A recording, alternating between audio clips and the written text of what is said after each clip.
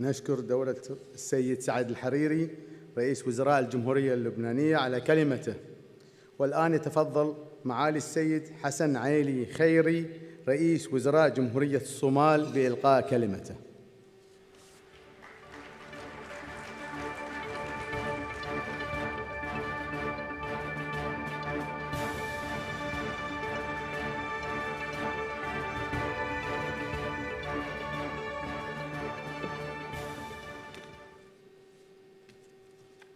Bismillahirrahmanirrahim.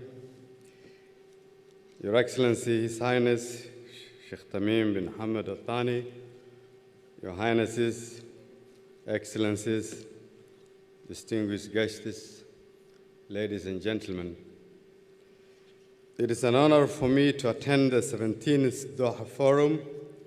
Previous conferences have significantly contributed to the international debate on critical political, economic, regional, and international issues, and prompted thinking as to how some of these issues can be addressed.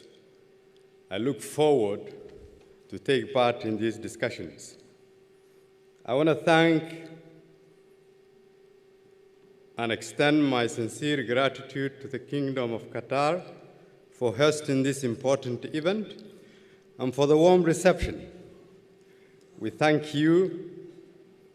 This year's overall theme, development, stability, and refugee crisis, could not have been more timely, given the increase in crisis globally, which continues to cause instability, resulting in increased forced displacement.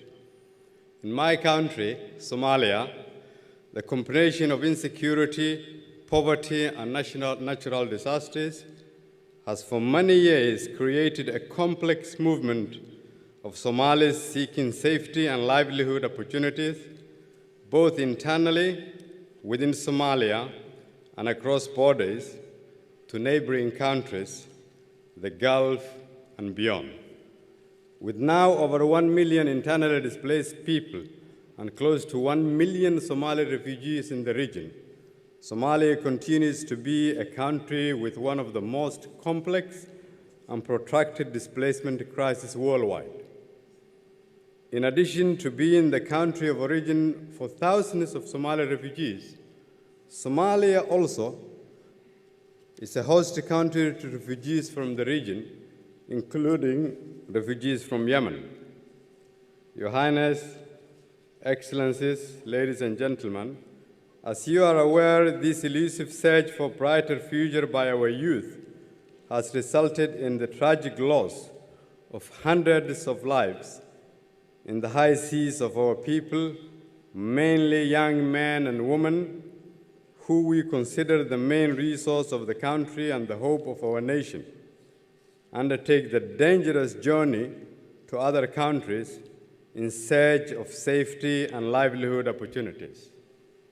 My government is committed to work with its citizens and partners to reverse this worrying trend by creating conditions which will allow for stability and prosperity at home. I would like to take this opportunity on behalf of the Somali government and its people to sincerely thank all countries that host Somali refugees and asylum seekers. We're fully aware that your efforts as part of the burden sharing by the international community comes at a significant cost to your countries, and for this, we remain grateful.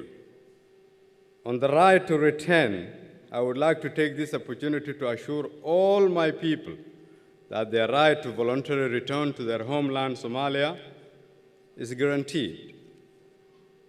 Excellencies, ladies and gentlemen, addressing the multiple drivers of forced displacement is a robust task, which requires a multi-phased approach and resources to match.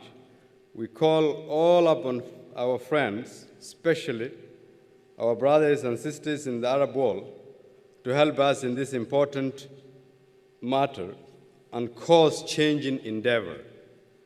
Although we still have a long way to go, we must acknowledge that the tireless efforts we've made and we are trying to do whatever we can to ensure that the gains we've made is working to address the root causes of the key drivers of the forced displacement and irregular migrations.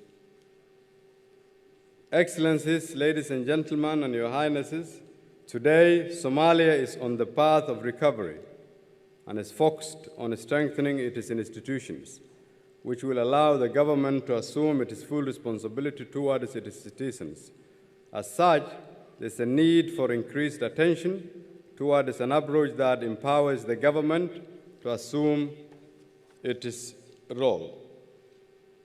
I would like to expand the focus to include financial support to countries receiving returnees. Such a two-track approach will not only ensure sustainable gains in addressing the needs of refugees during displacement, but ensure a similar investment at home in form of skills building, job creation, service provision, and development of infrastructure, which are all critical elements in creating stabilizing conditions in the country.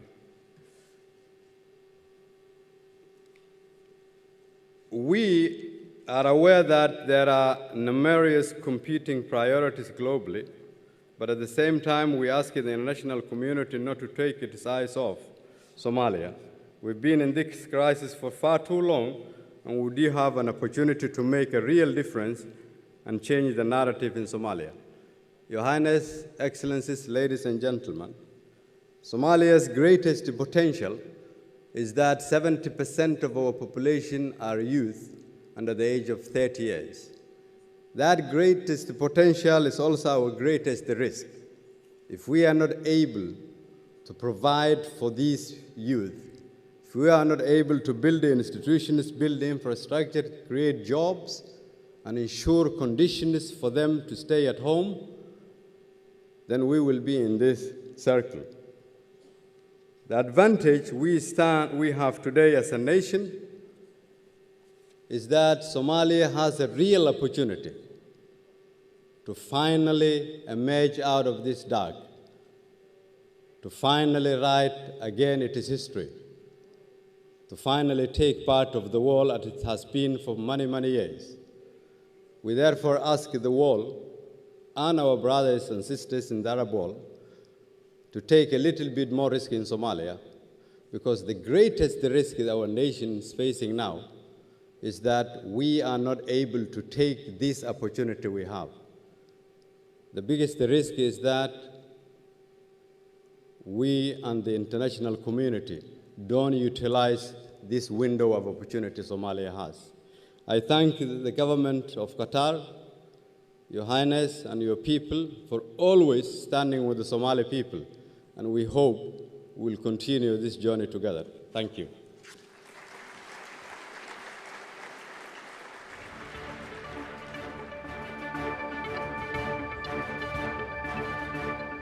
نشكر معالي السيد